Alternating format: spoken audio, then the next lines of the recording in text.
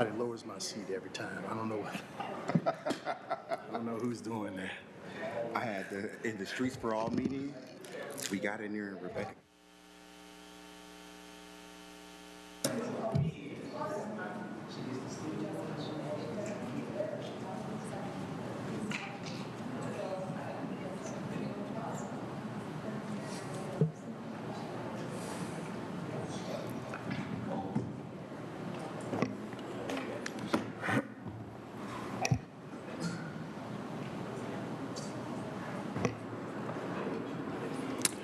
So nice to see my colleagues here, but we got a hot mic here today. I'll have to watch it. I can't shout anymore, I guess. Hope everybody had a nice Mother's Day weekend. It was beautiful. And here we are now for our Committee of the Whole meeting. So let's get it started. I'm going to call to order the Kalamazoo City Commission's Committee of the Whole meeting for Monday, May 11th, 2026. And the first order of business, roll call, Clerk Borley. Commissioner Hess. Present. Commissioner Hoffman. Present. Commissioner Pradle. Commissioner Slaby. Present. Commissioner Wilson. Present. Vice Mayor Duncan. Here. Mayor Anderson. Here. Thank you, Clerk Borley. May I have a motion to excuse Commissioner Pradle from this meeting? So moved. Second. Motion made by Commissioner Hess, supported by Vice Mayor Duncan. All in favor, please say aye. Aye. All opposed, nay. Motion passes. Communications, Manager Hankins. None at this time, Mayor. Okay, no communications here for Committee of the Whole. Now is the opportunity for public comments. I really don't see anybody in the chambers here, but I will go through this. Public comment period is 2 minutes for our Committee of the Whole. If anyone would like to make a public comment, please come forward. And just as a reminder, there is also a public comment period at our regular business meeting that starts at 7. Seeing no public comments, we are down to the work portion of this Committee of the Whole, and I'm going to turn it over to you, Manager Hankins. Thank you, Mayor. Chief Operating Officer Laura Lamb will introduce our speakers for this evening. Good evening, Mayor, Vice Mayor, Commissioners. Tonight, I have the pleasure to introduce Dr. Kenlana Ferguson, Executive Director, and Beth Berglund, Policy and Strategy Director from the Michigan Transformation Collective. Dr. Ferguson and Ms. Berglund will provide an informational overview of the Kalamazoo Childcare Coalition. They're going to explain its alignment with the Kalamazoo Blueprint for Peace and discuss the Kalamazoo County childcare millage that will be on the August 4th ballot to address the gaps in our system that they'll be talking about and where we can provide support where it's needed the most. As many of you are aware, the City of Kalamazoo has been actively involved in the efforts of the Childcare Coalition and has supported past and current efforts to support our families and our providers. Led by Kevin Ford, our Shared Prosperity Kalamazoo Coordinator, in partnership with Southwest Childcare Resources, the city is implementing an equitable child care entrepreneurial pilot project right now. This provides business training, coaching, technical assistance that helps providers expand and strengthen their businesses and really helps increase access for our families that we know need it. We also partnered with Southwest Childcare Resources on expanding the state's Tri-Share program. As you might aware, this is a program that allows employers, the state, and families to split shared costs for childcare. Well, if you're a family that doesn't have an employer participating in the program, or if you're a family that's not currently employed, that benefit doesn't get passed along. So some of the creativity of our team and working with April at Southwest Childcare Resources, we were able to invest $190,000 to have that program accessible for our families. So with that, I'm going to turn it over to Dr. Ferguson and Ms. Berglund to take us through the rest of the presentation. Thank you. Thank you, COO Lamb, and welcome. Nice to have you here. Hi, Commissioners. Hi, Mr. Mayor. Thank you, Laura, for the introduction. So we, for the past, since 2022, have been participating in the development of a regional childcare coalition and a plan to address the economic instability caused by the lack of childcare. We're 16 of these plans developed across the state, and then once those plans were developed, the state consolidated those into 10 regional child care coalitions. The Southwest Michigan Child Care Coalition is staffed by 5 different facilitators, and MTC, the Michigan Transformation Collective, facilitates the Kalamazoo County table. The goals from the state are the same statewide for all of us. You can see them on the slide, but we're really thinking about the conditions that exist at the community level to increase access to care, to lower the cost of care, to make sure businesses are enrolled in TRISHARE, thinking about supporting small business child care providers, most of whom care for our lowest income children, and then ensuring that families and providers in the region are engaged in that coalition's processes. Secondly, the Kalamazoo Blueprint for Peace that MTC facilitates the coalition that ensures that that is community-led and community-embedded. The #1 issue for children, youth, and families that was prioritized in the development of that was building access to high-quality, no-cost childcare for families, really thinking about the way that access to care ensures that families can work, can get to school, can get to doctor's appointments, all of the things that we think about across the social determinants of health, across a public health model, which the Blueprint is. But if you also see, it showed up really strongly in the cultivating economic stability goal around providing access to resources that support employment, housing, childcare, and transportation. So when we think about these things as the infrastructure of our community, we know that childcare is one of those pieces that rarely actually gets lifted to the top of the list of something that people are focused on. So as the Blueprint went from a report to a body that was looking at trying to implement those, the Kalamazoo Childcare Coalition, at the same time as the regional coalition, all of those things just knitted together really well in terms of timing.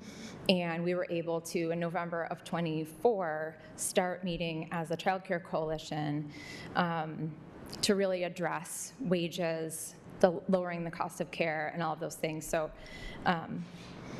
what we know is that there's an affordability crisis in childcare, both for the people in the system and for the families who need it.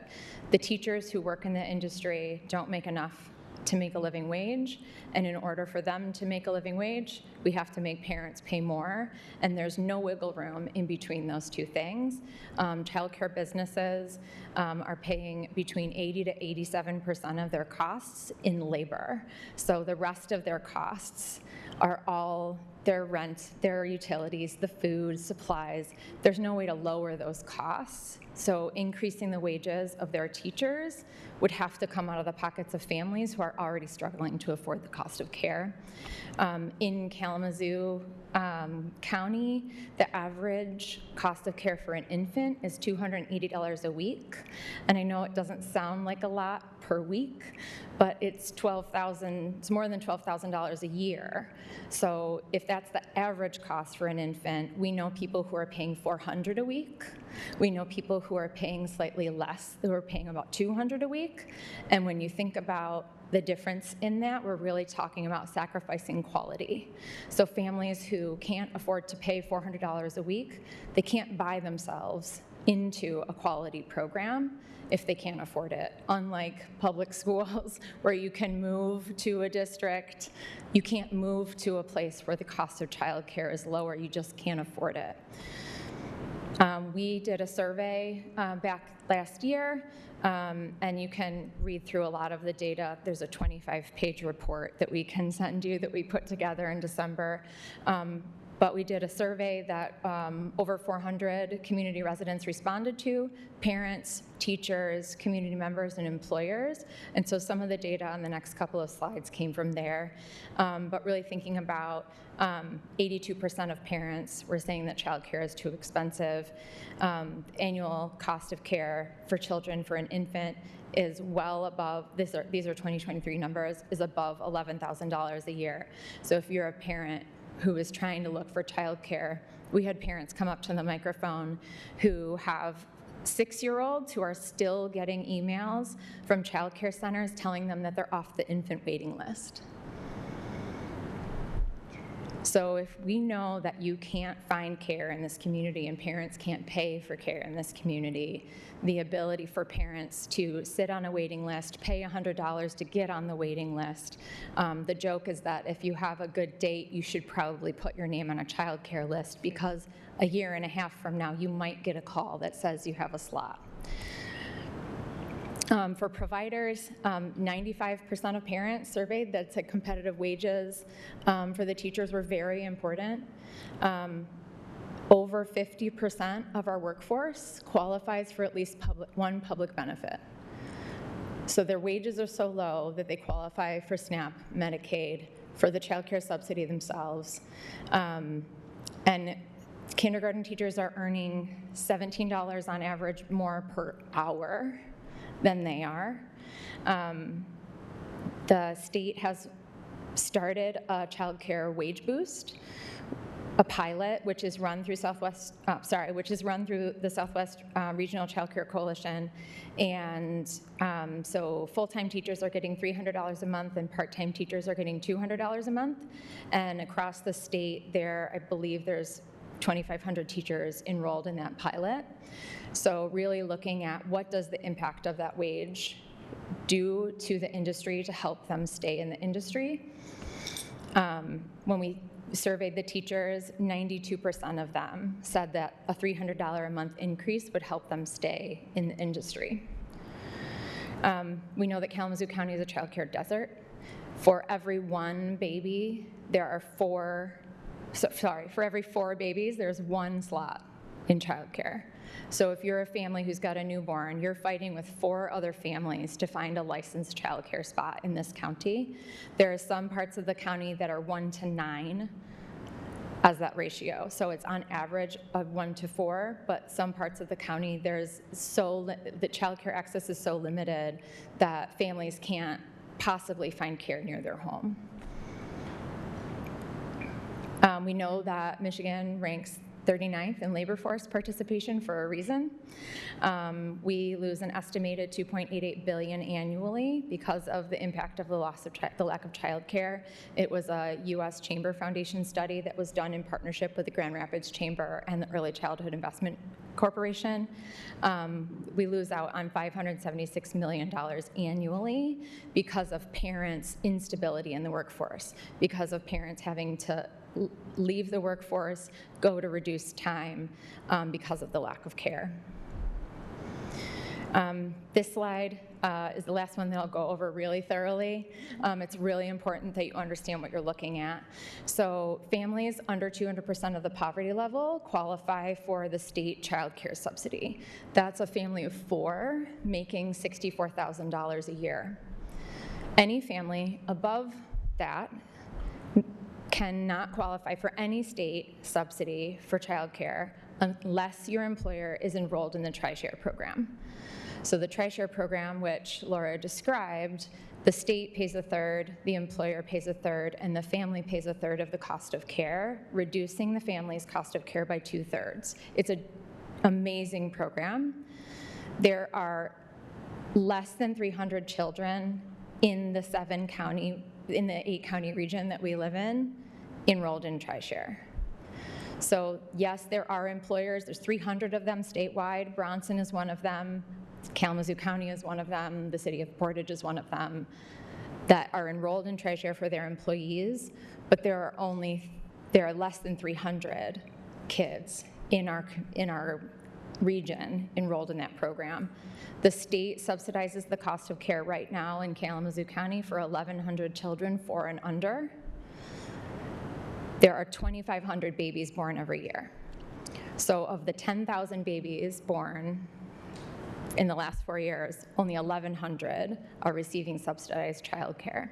So when we think about how many families that's leaving out of the workforce for reduced cost, reduced work time for usually the mom, who doesn't go back to work after they have a baby because they just can't find care that makes sense, and lots of other reasons.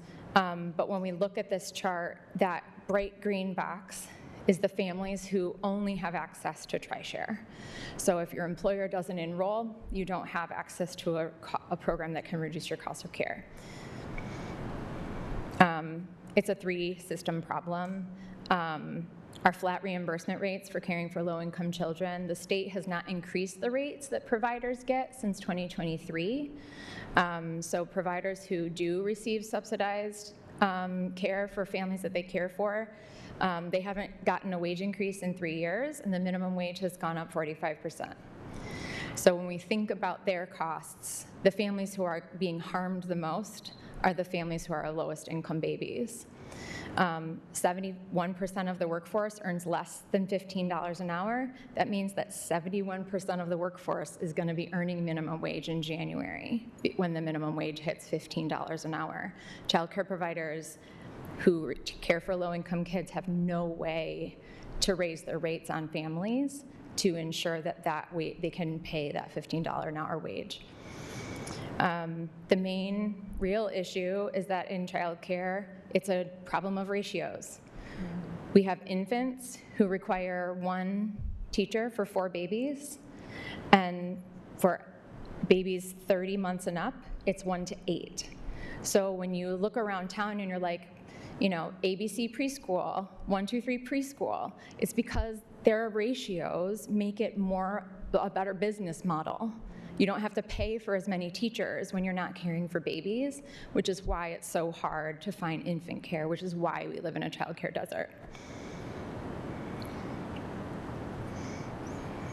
So let's talk intervention and solutions. So the Childcare Coalition, as Beth demonstrated in her presentation, this is not a singular issue. So the work of the Childcare Coalition was to identify some priorities that would attend to those specific gaps in areas where intervention is needed within the childcare ecosystem. So the targeted approach that was proposed to the county would increase wages for childcare providers. It would also lower the cost of childcare for our working families, provide that financial support to providers who are caring for those children from low-income families, as well as improve the outreach and navigation for program and services to those who are servicing children or the parents of children 0 to 5. So this is the targeted approach that was presented to the county. And so what we have before you now is the ballot language that our voters will see for the August 4th election, the election. So proposed here is around creating a dedicated funding stream for services and programs in Kalamazoo County. The focus will be on young children ages 0 to 5 and their caregivers, a rate of $0.5 million for 8 years. And that would cover from 2027 to 2034. For a home with a market value of $200,000 and a taxable value of $100,000, that will equal to about $50 per year for our residents. So if the millage is approved and fully levied, the millage would generate about $6.39 million in its first year. So when we started thinking about how this community would stay involved and have some decision-making power, the Childcare Coalition really kind of created an approach that would balance public accountability along with community-informed decision-making. So before you now are the proposed roles that community would play, as well as the role that the county would play. So what you see before you now is that the county would set the priorities, support cost modeling, issue RFPs, and approve contracts. The community would help to ensure that those programs reflect the reality of our families, providers, and our child care ecosystem. So the county would retain the decision-making authority, while the community's voice would help to shape how the fund is used. We like colors. So what you have before you now, so again, the millage the estimated amount of the millage for the first year is $6.3 million. And so what this demonstrates is the flow of how it's been proposed that the county would work with community. So the county commission would maintain that decision-making authority, and then the administration and implementation would go through the county health and community services with implementation advisors. We have Children's Funding Project that we've been working with for over 2 years, who have been our technical assistants here in Kalamazoo. And then we also have relationships with First Step Kent, and those would be advisors to continue to support us through the implementation. The Childcare Coalition would remain involved as the millage is implemented and administered.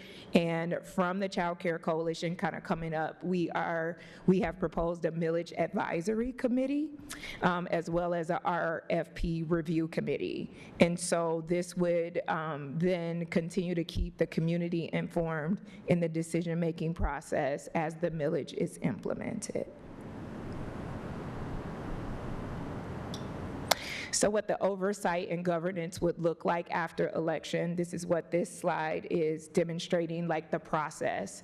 And so the health department would convene the members of the Child Care Coalition to form an advisory committee, the millage advisory committee. That would be the first step. And then those two bodies would then recommend the fund to the county commission. The county commission then would vote to approve those recommendations. And then we move into how we choose. So the millage advisory committee and the health and community services would draft those RFPs and issue those RFPs. And then the RFPs will be reviewed by that committee. Proposals then would be recommended to the county commission, and then contracts would be awarded. So then after implementation, then the evaluation partners that we have identified in community would become involved. So the KCC would still remain involved in that process because they are the folks closest to the providers, the families, and many of those are providers themselves. And so we also have in the coalition parents of young children. So those are the folks that would maintain the positionality to distribute and administer those community level surveys, similar to the one that Bev demonstrated. That's how they worked beforehand, and that's how they would continue to work through the evaluation process. And again, the county commission would use that data in that evaluation process to maintain alignment between the programmatic intent and then the outcomes. So that's that accountability structure. And then through what we learn through the evaluation and surveys, we then will make adjustments to make sure that we are continuing to meet those community priorities. So timeline. So the August 4th election, after the August 4th election, between then and December, the county would finalize the priorities, governance, and administration. Then the Health and Community Service would convene that millage advisory committee that I just talked about to shape the program recommendations. They would then move, the recommendations would then come back to the county commission for approval. So then in early 2027, after the winter tax bill is due, the funds are collected, initial allocations could be confirmed, RFPs could move forward, and contracts could be approved, and then the programs could begin.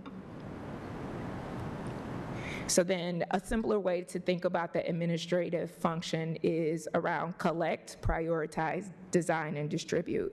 Collect means that we are managing the funds responsibly. Prioritize meaning that we are working with the community to understand where the greatest needs are. Design means translating those priorities into clear program implementation and recommendations. Distribute means reviewing applicants through a transparent process and recommending awards towards to the county commission. And then the goal of this whole process is that it moves in a predictable way with enough accountability, but also with enough flexibility to respond to our community needs.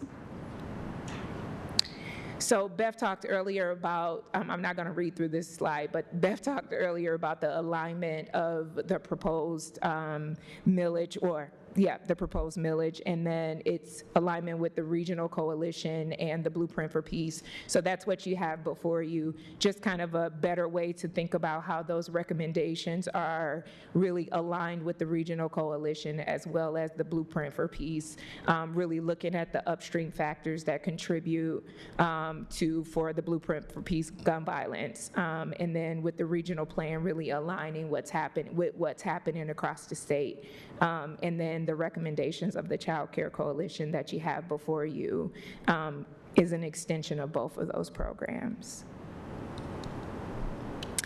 So before we close, we just kind of want to mention a couple of the projects that we've had the opportunity to really think about, not just proposing, but also pilot and move towards implementation, so that we have some understanding of how these priorities will work even before the ballot is in the election. So one of them is around housing and home-based childcare, and this pilot is really looking at addressing the cost of housing. We know that that is linked to the financial viability of our providers, as well as those who are really caring for children in their home, those home-based childcare providers. And then the tri-chair reimbursement is another, looking at really how we get small businesses to sign up for the under-enrolled childcare so that we can have that reimbursement happening here locally more readily in Kalamazoo. So thank you for listening, and we can take some questions. Thank you so much, Dr. Ferguson and Beth Berglund. I appreciate it. Questions, commissioners? Commissioner Hess. There's so much. It's a lot. First of all, question for Laura Lamb while she's still here. Is the city enrolled in TRISHARE? Do city employees get TRISHARE maybe? The city is not currently enrolled in TRISHARE. I do understand that Kalamazoo County is, and there's been some conversations. I think they're a year or so into implementation, how we can learn where they are and how we might be able to adapt. Okay, I'd love for us to look at that. Okay. I'm going back to this page, governance and oversight to the evaluation process. Who would do the evaluation? Would that be someone like the Upjohn Institute? Yes. Like So, them, yes. Absolutely. Would it be them? We will have local evaluation partners, and we've been in a conversation with a couple people, a couple organizations, and we're confident that those partners will be here and local and ready to serve in this role. Okay, so here we are in the education city. Yes, there, I said it. Again, so it's our superpower here in Kalamazoo. I would love to find a way that our campuses, our local campuses, could participate either in the evaluation process or in the actual unfolding of all of this. I really hope that we can talk to these campuses. I don't know if you've done that yet. We have, and our steering committee actually included some folks from WMU who helped us administer the survey that went out to parents. So, and we also have had conversations with the Upjohn Institute. They were both represented on the steering committee. Thank you. You're welcome. I know, where's this quote? Hold on. There's another quote here that says, I do it because I love to help. You didn't read this quote, but I'm going to read it out loud for the people at home.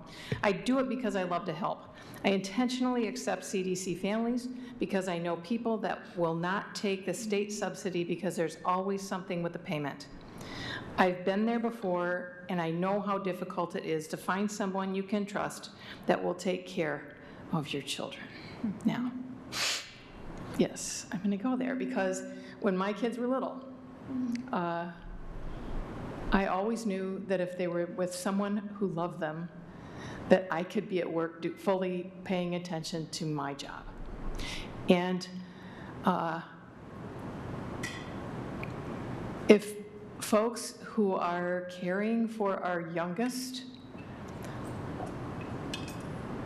are worried about where they're going to get their next meal, Absolutely.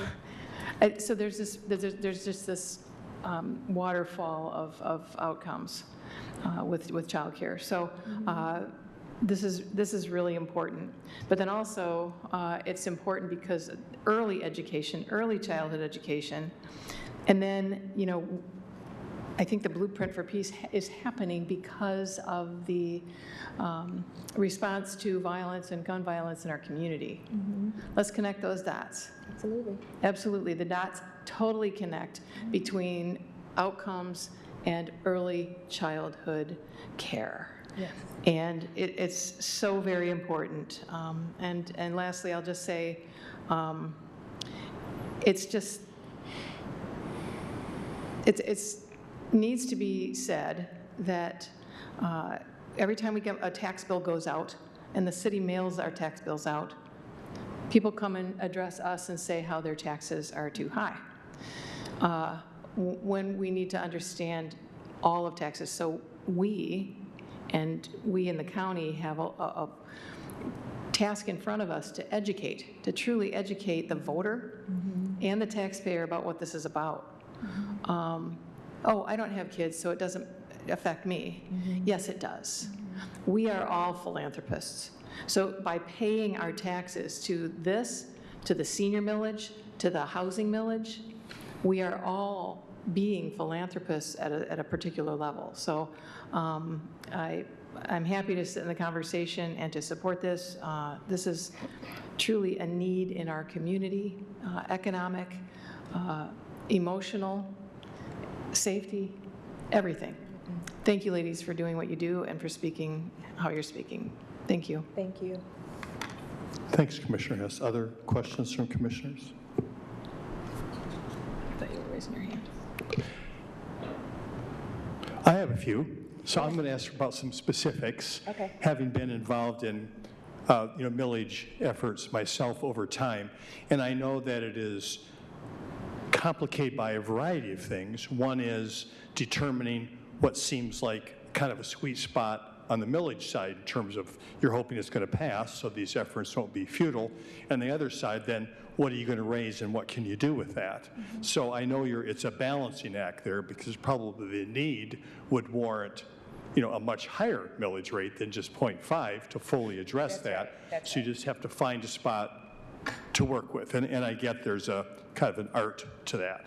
So related to all that, I'm not sure what specifics you might have, but are regional partners doing anything like this adjacent to us? And does this look similar to what regional partners are doing?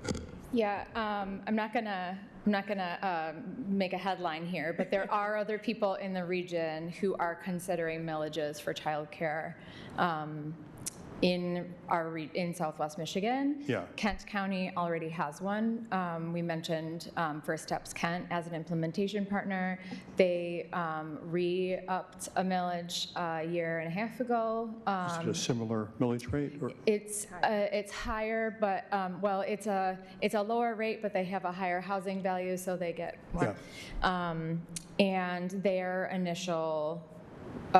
Their focus was not, however, on childcare. Their focus really was on things sort of like external, so child development, behavioral health, maternal infant health, home visiting, things that are not actual like wages, childcare slots, those kinds of things. And when they re-upped it, they added childcare to that list because they realized that it was really like tying their hands, and they couldn't actually fund some of the things that were their most pressing needs.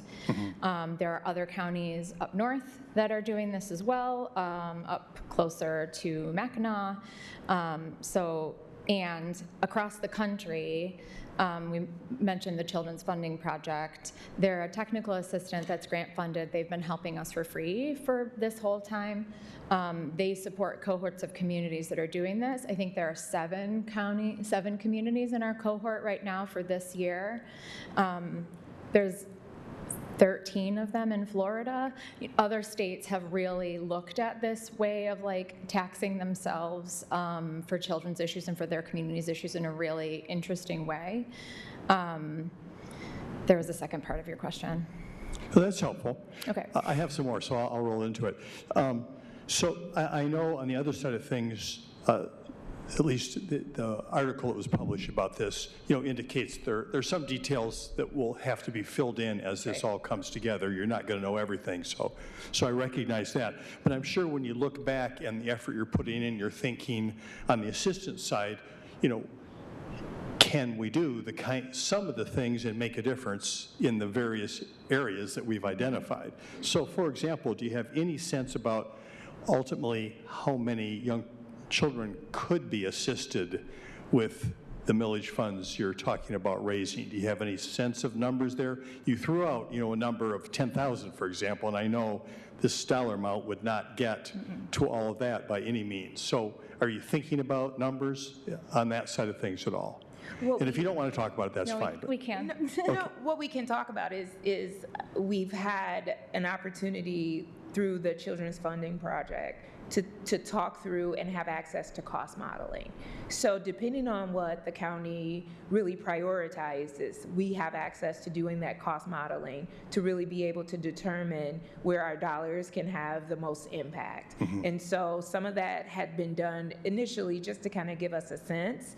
I don't remember what those numbers were, and if I could remember, I probably wouldn't say, only because really honestly, it's really for us to look at, for us as the Childcare Coalition, what's possible, and then work with the county to really hone in on what those priorities are, where that effort, where those dollars can be maximized.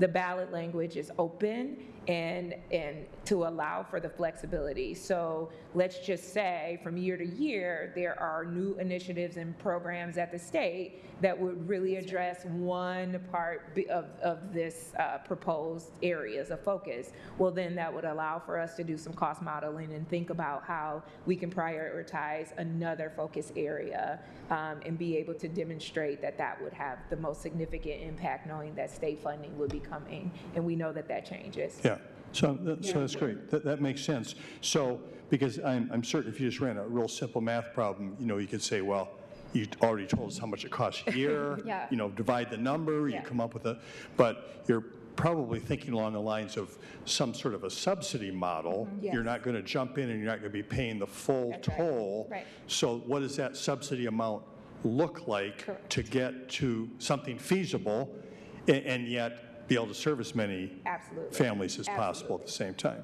And, Yeah. and so the reason why Kenlana mentioned the TriShare pilot, so you all invested in TriShare in a way that was unique and interesting back when TriShare was still a pilot. It's now like a real project that's housed at the state, that's through a contracted. So the pilot that we have proposed would incentivize small businesses to enroll in TriShare to help them pay for a part of their costs. Sure. Because for most of them, paying $500 a month for every employee for their cost of childcare is just out of their hands. There is no way they can make their books work, especially if they're like, well, Beth has kids and Kenlana doesn't have kids. How do we provide equal benefits? Right. If you're talking to an employer who's got business in other states, an employer who's got business in other counties. So when we talk about people who are regional, our focus is really on small businesses who are hyper-local, for whom there would be no way they could ever afford to provide this for their, they may not even provide health insurance, right? So thinking about folks who are in a position where it would be transformational for their employees. We know that even for employers who do have TriShare requires the employee's household income to be between 200 to 400% of the poverty level. Many, many, many of the employers are paying for what is called care share. So the employer is paying their portion, but the family is paying 2/3. The state doesn't add any money to that at all. And so what we're trying to do is try to get employers who as small businesses probably pay a lower wage, who would have more employees in that 200 to 400% poverty level, to see if we can incentivize economic development and more small businesses to start and come to Kalamazoo County. Right. Really thinking about this as a way to invest our local dollars in business infrastructure and use childcare as the mechanism, right? Yeah. If we can lower the cost of care for a family with an infant, if you've got a pregnant person who is about to have a baby and they're trying to figure out if they're going to go back to work, and they find out that they'd be able to pay $400 a month instead of $1,200 a month for childcare, it's a much easier decision. So thinking about these systems that all intersect Right. in ways that we as the public have never had an opportunity before to influence. We've, there are 10 of these regional childcare coalitions across the state. We are all having these exact same conversations. If your social media and your LinkedIn looked like mine did, you would see articles from all over the country where these conversations are happening. One of the most interesting things that is happening is the state is, through the Early Child Investment Corporation, is asking for a technical assistant to work with the regional childcare coalitions to help them figure out how to interact with municipalities on the wage issue. So the things that we are doing, we didn't know were going to be the way that the state is moving, but local investment in the wage issue is the only way to keep it going. There doesn't seem to be the willingness from the state level to invest in teacher wages. We haven't seen it. We've been begging for years. So this investment. So what Beth is saying is that we are ahead of the game. We are ahead of the game, and it is scary to be on the top of the wave, but knowing that the wave is coming behind us, and that everyone is going to be every regional childcare coalition is going to be asked to be looking at local ways to invest in wages. Was like a month and a half ago that we found that out. Yeah, helpful. So at least you're not out there alone, We are not. doing that work. So it's great to have that support, and maybe some people even a little bit ahead of where you're at, and are maybe run into a couple things that you had, at this stage you wouldn't right. necessarily have expected. Couple other quick questions. Do you happen to know how many employed daycare teachers there are in Kalamazoo County? Do you know what that number is? It's about 760-ish. Okay. She's not here. Seven- Yeah. All right. There's 261 licensed childcare programs, but only about between 110 and 120 of them accept infants. So when we think about how many providers we're talking about, we can provide to you the list that we had cut out for the county commissioners. We separated out by each of their commission districts how many providers there are. The column that was accept infants was very sad. Helpful. I appreciate that. A lot goes into this. Yeah, which is, with the attention span being what it is, it's hard without, to reduce it to in some ways, the soundbite language that we're used to related to a lot of the decisions we make, but I would say even a lot of the voting decisions we make. So that's another challenge piece for all that. Appreciate that you're thinking about all that. Commissioner Hess. No. Sure.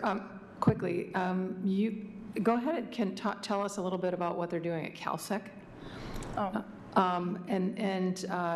not. Is that also 0 to 5? Is that also infants, infant care, and pre-K child care, where people from all over the country are calling up CalSec and asking if they can just have a job there so they can get their child care? That's right. Can you just say a little bit about that, better than I just did? So as an employer, CalSec has invested heavily in their employees by building on-site childcare. It's something that comes up all the time from employers when they are like trying to figure out what to do about this problem.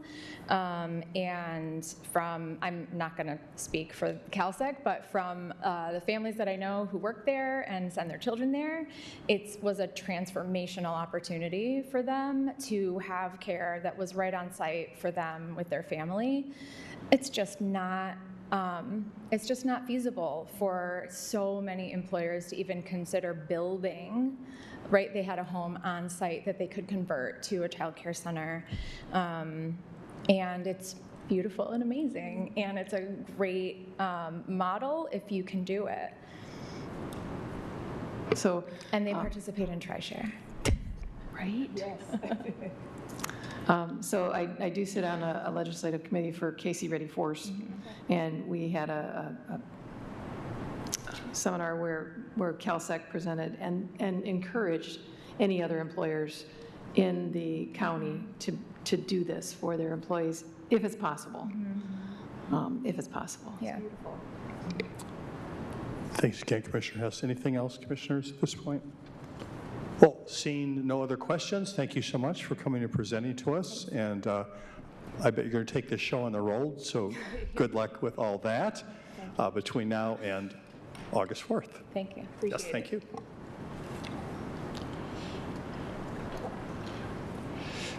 Now we are at the point on our agenda for commissioner comments. Just a reminder for anybody who's watching, there's also an opportunity for commissioner comments at our business meeting that starts in about an hour and a quarter.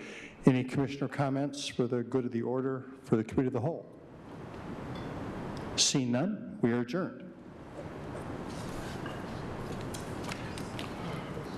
Proclamations.